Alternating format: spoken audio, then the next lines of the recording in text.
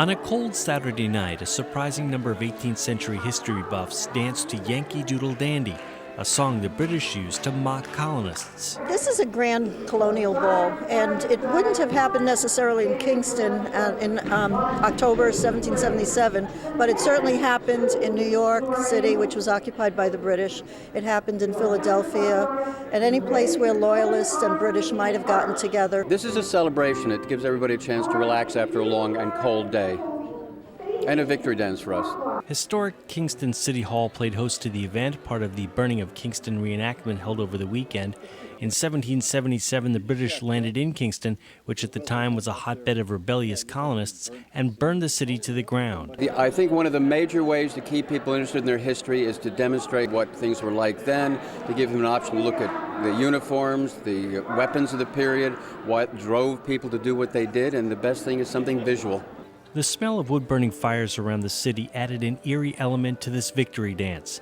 It should be carefully noted a dance like this did not happen here in Kingston in 1777. However, encampments like this one down by the Hudson River did.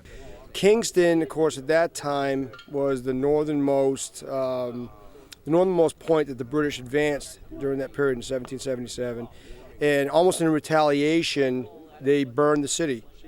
And we're basically trying to commemorate both, again, not to glorify the warfare of it, but in commemoration of the people it served on both sides. It's admirable to see 20-somethings giving up being tethered to technology to play a role in the reenactment of a historical event that played a pivotal role in our nation's history. What have you learned? What's the biggest thing that you've learned so far? Well, to work as a team with a lot of other people and to explore different facets which really haven't been explored for 300 or so years, and it's helps relive history for people. We have well over a dozen boats here.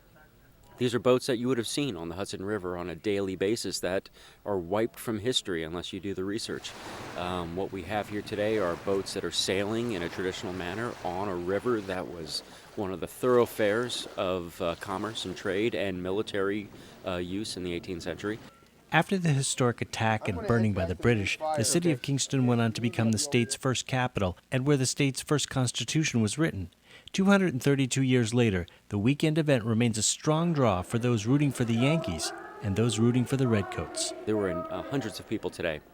They got to see boats with cotton canvas sails, hemp and manila rigging, wooden boats plying their way in 20-mile-an-hour winds on the Hudson River and doing it with skill, doing it successfully. And where else do you get to see something like that but when a town like Kingston invites us to come here and hosts such a great event and lets us come and show what we can do to contribute to this part of the history. I'm Roger Rosenbaum.